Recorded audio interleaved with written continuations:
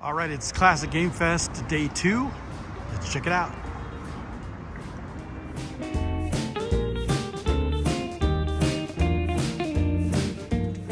All right, beginning the long walk. No guns. Even though we're in Texas, no guns. This used to be the opening. That's the opening to the Farmer Event Center. That used to be the opening to the event. But it's gotten so big, you gotta go all the way around now.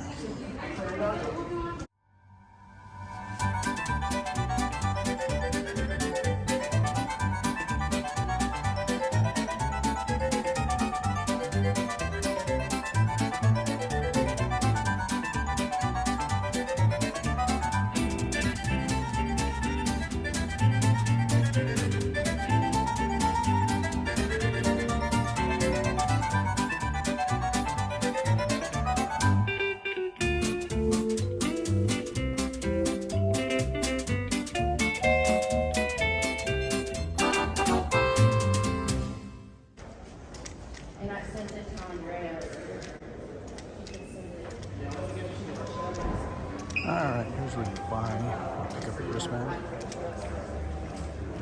I've already got one.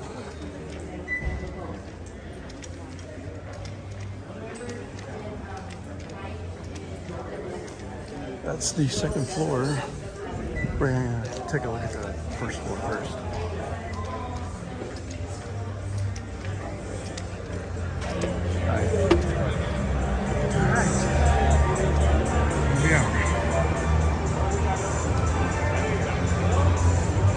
This is Sunday, so not as many people as yesterday. When we got here, about 9:30. We actually got here a little before 9 because VIP get in before 9. But there was such a long line to pick up the wristbands that it took like 30 minutes. So we'll just go row by row.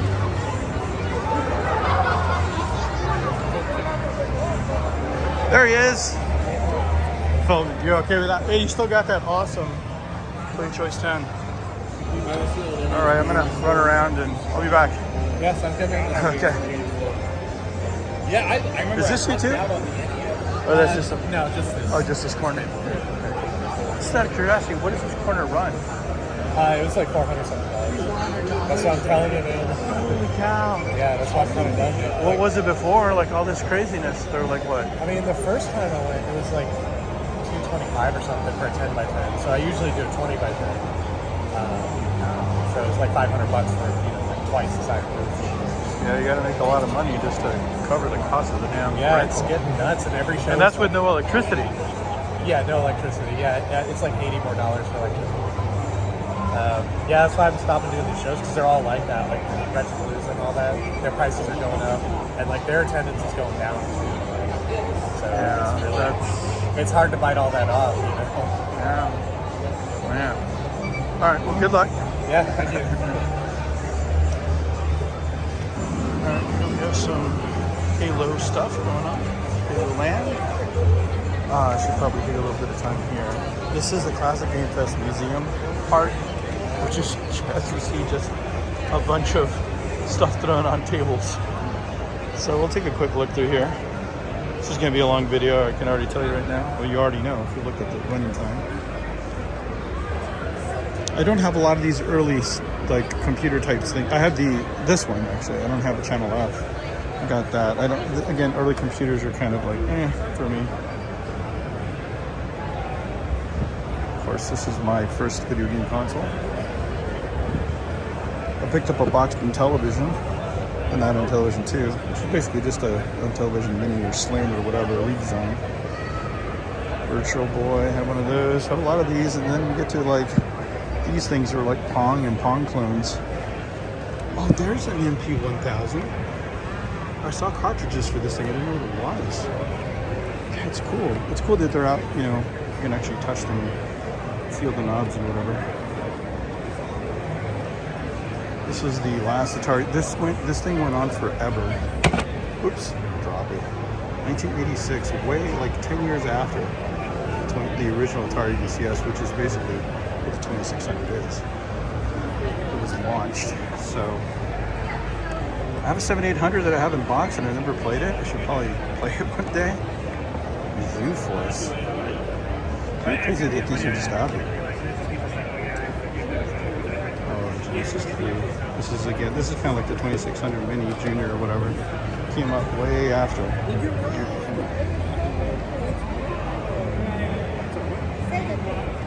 It's a 98. This is part of the Atom, which is a Atom computer for the ColecoVision. It's just a box. Feels like there's something in there. Stack the 32 on top of this one. Version of Famicom started the comeback in the US at least for video games, consoles anyway. Japanese Mega Drive. Looks so weird not to have anything to play it.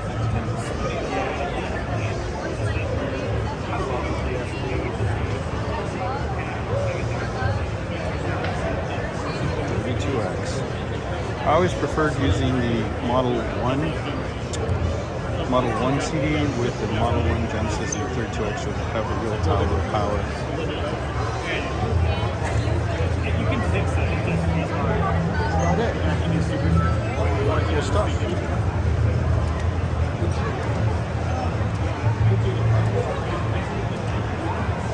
These outer edges tend to have, as Sean pointed out to me earlier, not that much traffic. So for maybe by the restrooms, we got some empty booths over here. Apparently rents got really high. First.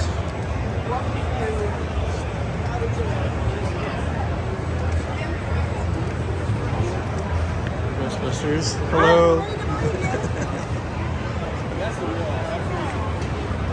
And then we have the arcade slash pinball slash tournament area. I'll do that in a little bit. Here's some more vendors. Let's just do that now since we're here. Let's kill all the pinball music out. These all come from Pinballs with a Z. It's a local chain of pinball arcades. They also have a lot of retro arcades and of course Redemption, which seems to be growing more and more. There's our booth there. If you're ever in Austin, definitely check them out. This is the booth for TGL. It's Texas Gamers Lounge right here. They supply a lot of arcades also to a lot of the local events, and they have an arcade that you should definitely check out. My friend Imran runs it. There was a Super Street Fighter 2 Turbo tournament yesterday. I did very poorly. I got third. But still a good time. Here's some more arcade machines from Pinballs. Again, he's got TGL has got a lot of. They're very Japanese influenced. So they got a lot of these Japanese rhythm games that you wouldn't find anywhere else. And they're a very fighting game influence too. So Imran's a big Street Fighter 2 guy. So you see a lot of fighting games and a lot of Japanese music games. There's some of the stuff that they're selling. And then I'm not sure who supplied these. These might be just individual folks that supply games. They're all free play.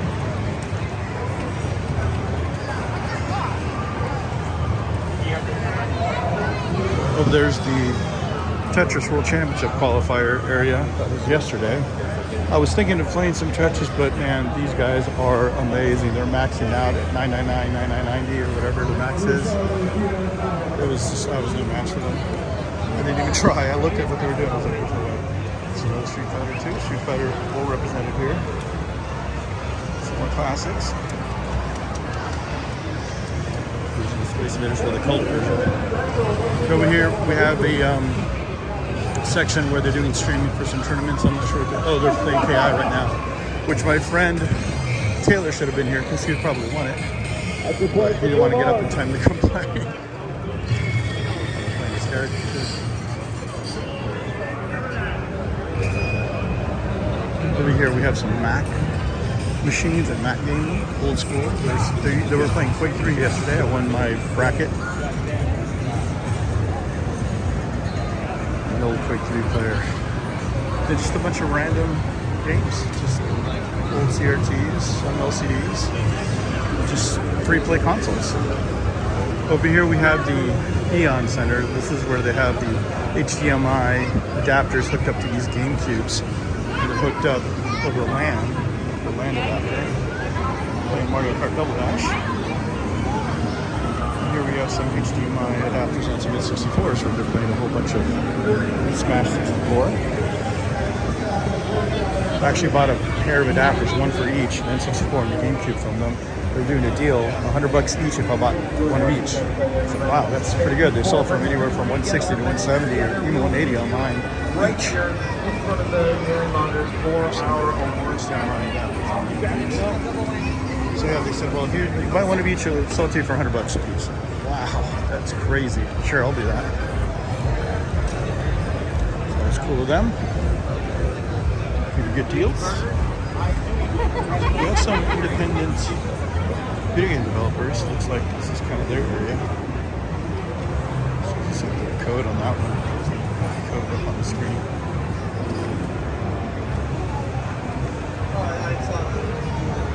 This area is kind of dead. Many people, unfortunately. One up on cancer. Some more art stuff. Vendor here.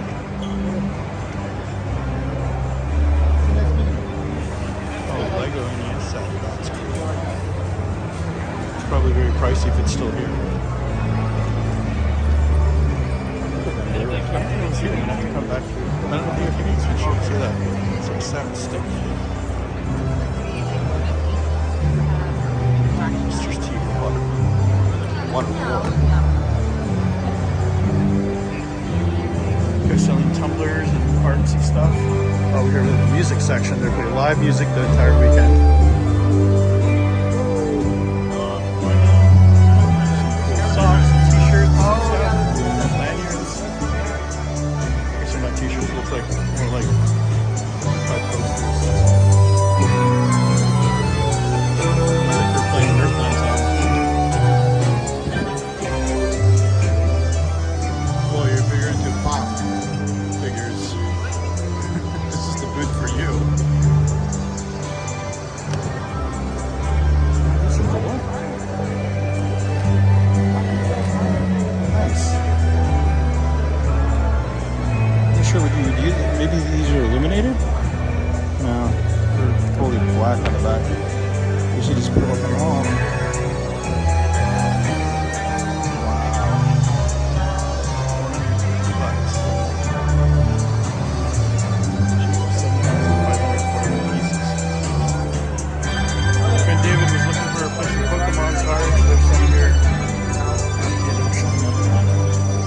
Another one we passed earlier, so also this is Game Exchange, this is another company. This Game Over Video Games, in fact, is the one, the owner of Game Over Video Games is the one that puts on Classic Game Fest. That's why they always get the best booths. They get the biggest and best booth,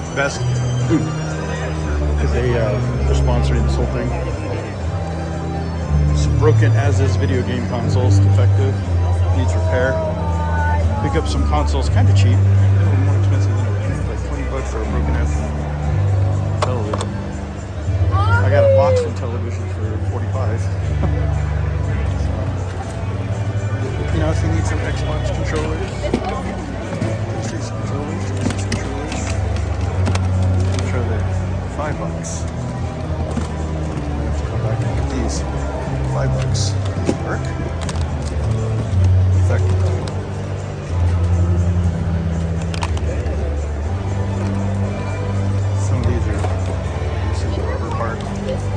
They're all defective.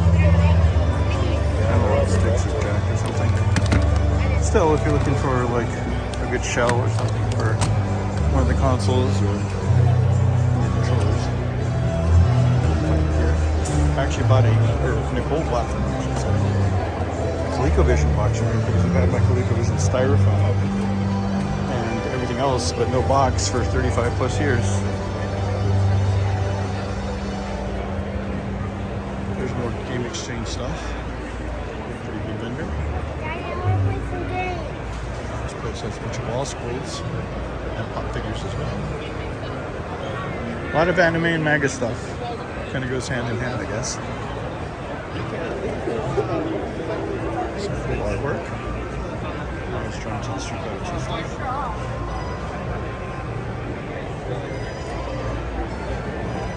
Oh my God, look. What is it?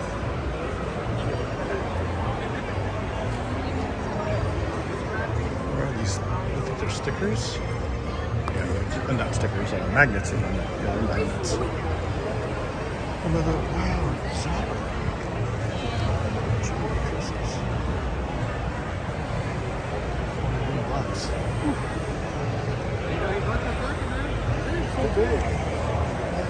And I know this is the Return of the Bride, but it used to be so cheap. Everything was so cheap before.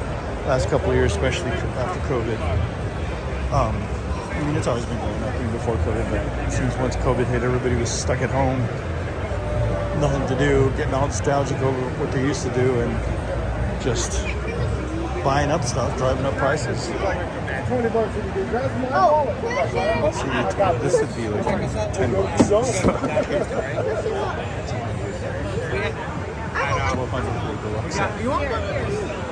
I am missing, ironically, of all the video game collecting I've done, I've never bought a Rob the Robot.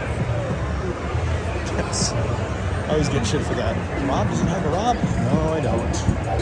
And now it seems like I may never get one because I'm not willing to pay $1,200 for a deluxe set or $600 or whatever a boxed Rob from Japan goes for. Because in Japan, they actually released Rob the Robot as a separate standalone. I don't think they ever did in America. Even buying a standalone Rob that's working is going to be pretty expensive. Here's another row. More vendors.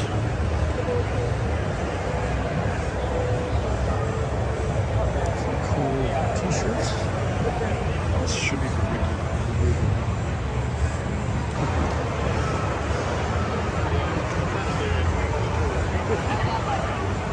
Wood artistry. It's kind of cool. It's like a retro 80s corner. That's a nice touch. The seat for the metal electric pencil sharpener.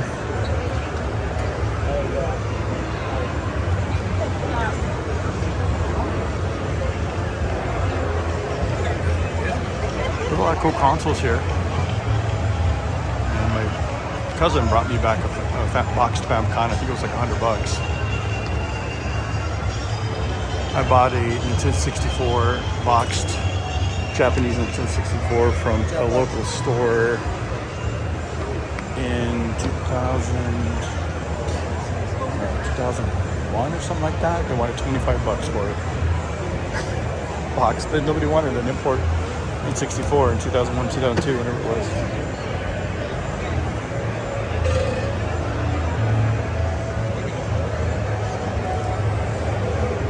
This guy always has cool stuff. He had a TurboGrafx 16 official joystick. He wanted $60 for it. I'm such a cheap ass. I didn't buy it. Looks like he sold it. Good for him. He's a good dude. Another vendor. Every time I see a case with glass and games under it, individual protected sleeves or whatever cases, protectors, I'm like, nope, this place isn't for me. They're gonna want top dollar for literally everything. You want the guys with open bins that you just gotta rummage through. Those guys will give you a good deal. Yeah, all these glass cases, never gonna get a good deal on those. Never. You might find something you want, some nice stuff, and you're gonna pay through the nose for it. You guys know what they have. Look at that. Glass case, protected individual games. Forget about it. Through the nose. Go back to the front. I think a I went through everything, but no, I haven't gone through this one. We started at the edge. So we have, yeah, we definitely, oh, cool dog. I guess two technically rows to go. This vendor has a lot of computer stuff. Looks kind of cool. Did they have that awesome lightning keyboard still? We do.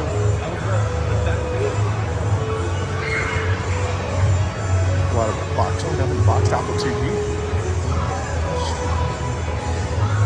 Here's the keyboard though. That's $150. This keyboard is pretty much what all clicky, what are they called? Escapes me now. All the new clicky keyboards are basically based out to this. This thing's probably 35 years old. Still looks perfect. And yeah, all the cherry switch keyboards. Pretty much model after that. This guy has some cool stuff. I can actually kind of get into some of these booths. Some of the booths yesterday, and still even today, I can't even get near. See these individually protected games. I don't know. It looks like, okay, 18 bucks. Well, actually went down. Look at that. MSRP was 20 bucks. It's 18.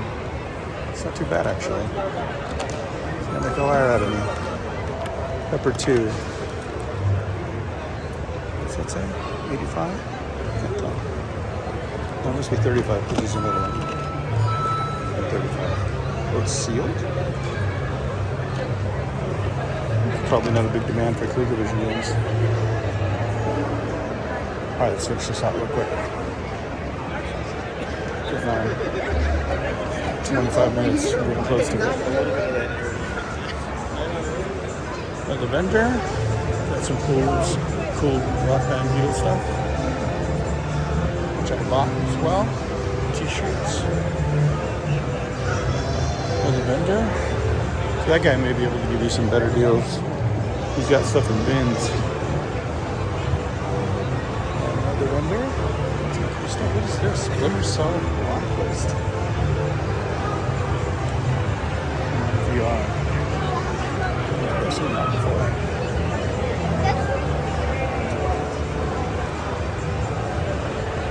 Metal hats, metal emblem hats.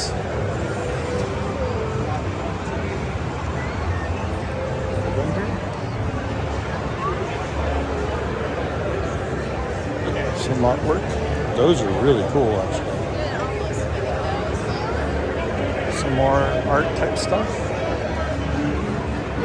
That was Future Rage 2 I was interested in until I saw it was $70, and I became quickly disinterested in it.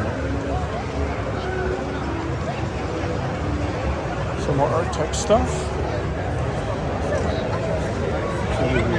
Looks like much of the artist realm here. Got jewelry, posters, paintings, pixel art, those little really cool rubber things. We have another one for the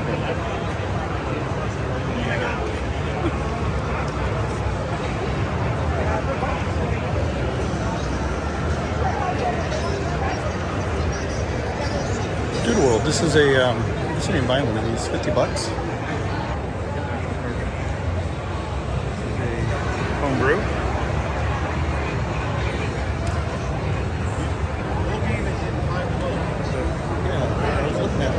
Check it out. I'm gonna play it. It seems good. It looks like it controls really well. It kind of looks like a Super Meat Boy, sort of, but not quite as hard. But if it controls that well, I might copy for 50 bucks. You can always find the ROM, I'm sure, but try to support them if possible. Here we have the famous case. It's all the Smash action going on. Maybe what's that his name? Smash.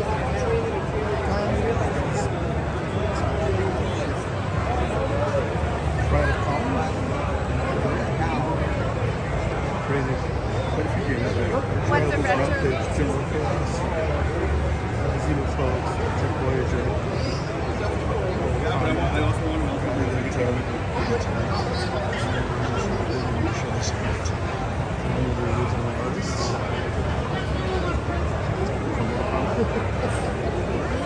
How they these guys, he was awesome. Mr. Boom Shakalaka himself, Tim Kitzrow. He was here, he had a mic, a live mic that would he would announce stuff all the time, saying "Welcome to Classic Game Fest 2022," and use the NBA Jam voice. It was funny. He would talk to Brett Weiss's. Brett Weiss is I think he's a Dallas-based author of video games. He loves video games, pinballs, pinball machines, and Kiss. We have a lot of his books.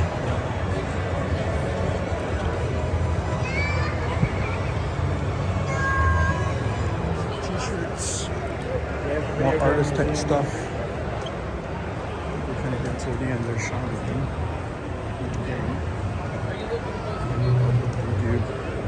A lot of console repairs and PC repair, PC upgrades, PC builds. In Austin, Texas area that's run by Chris Tom. I remember him way back from my Quick 3 days.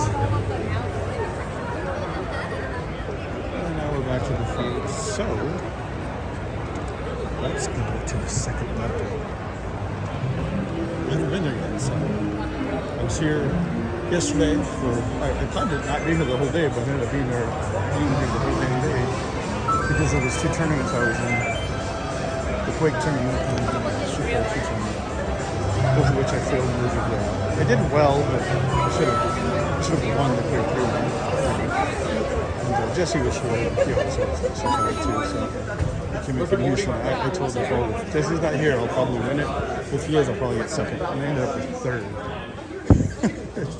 Couldn't even beat a Blanco, which is highly in my favor when I play Honda. I just play. Anyway, it is what it is. I don't think there's a big prize or anything, it's money for pride. And I've won Street Fighter 2 tournaments before, and I've won them at Classic Game Fest before, so whatever, can't win them all. You can try, but you can't win them all. Eventually somebody's gonna catch you. Man, I'm gonna have breath here. I'm too old and too fat for this. Phew. I got some big breaths. I'm not breathing heavily into the mic that damn time. Here's the thing where the conferences are too.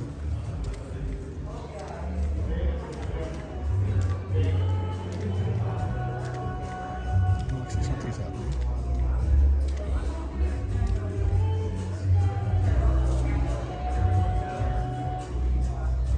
So, costume contest. I think that passes a tournament.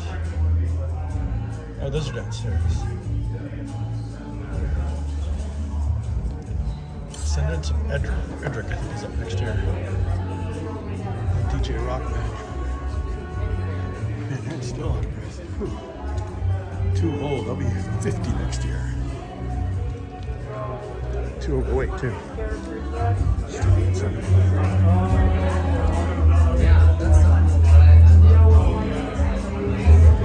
Stuff for the fans, I guess, merch. Concert area. Yep, Sins of Edric come.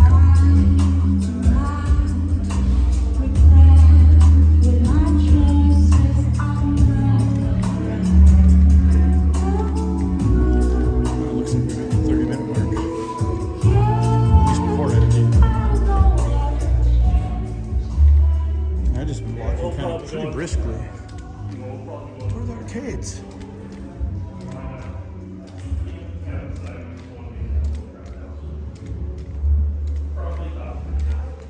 Huh. Oh, I'm stupid. Of course. They were downstairs, we passed by. Last year, they had them upstairs. And I just, I'm stupid. For some reason, I was thinking they were upstairs this year as well, even though I literally played at them this year. So I guess that was it. Just upstairs was the media room for conferences, just one room. And for music. So last year, that room had arcades, and then the room next to it was the concerts. But that's it, guys. Still catching my breath here. Got some barbecue trucks, or a truck and a snow cone truck out there, and there's a Terry Black's barbecue across the street that's super packed. Yeah, Classic Game Fest 2022. Hopefully see you here next year. Let me know in the comments if you were here, what you think of the video. Till then, we'll see you next time.